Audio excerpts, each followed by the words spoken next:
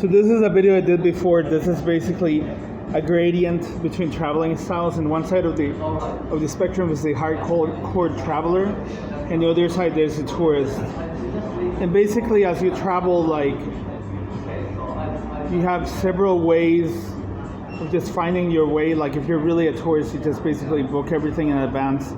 You don't care about you're just I want to call him a lame tourist. You basically just book everything in advance. Don't care about like learning everything about the country's politics, culture, nature, cuisine. You just go to a place because, say, it has like nice.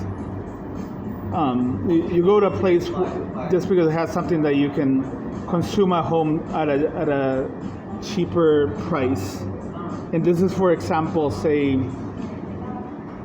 I just want to use an example. I know that the Dominican Republic is cheaper it's one of the cheapest islands in the Caribbean. So say somebody from, I don't know, Atlanta, Georgia, goes to the Dominican Republic just to get cheap piña coladas in cheap hostels, but doesn't really go out of the hotel, just stays in his place all day.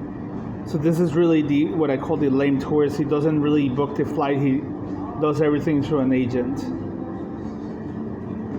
And then in the other side, we have the hardcore traveler that tries to learn the language.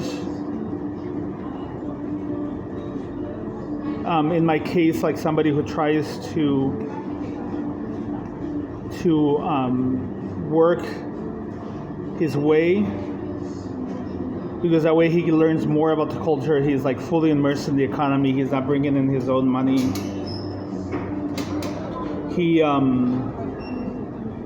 Being broke is not necessarily part of the deal. Like, you can be a rich person and still be a pretty decent, good traveler. But I guess when you're broke, you're more forced to interact with your surroundings and not spend all the time just browsing like news from some other country, I guess.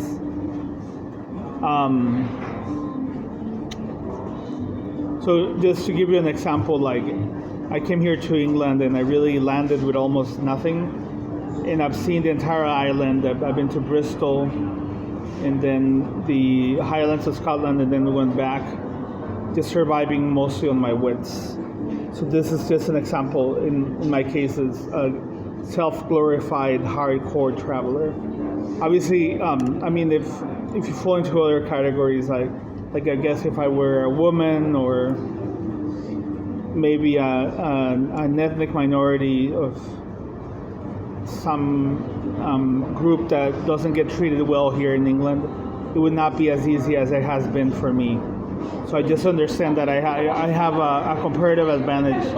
All this being said is just to pinpoint the case. I want to mention a book that I really enjoyed. It's called Work Your Way Around the World.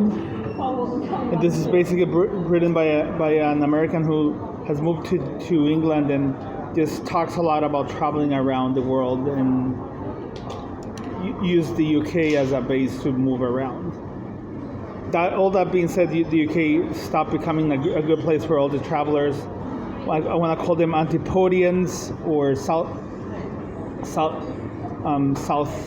Africans or something like that. I forgot the name. And London is no longer a place to just come and save easily more around. I think right now the place is really Australia. Anyway, hope that you like my video.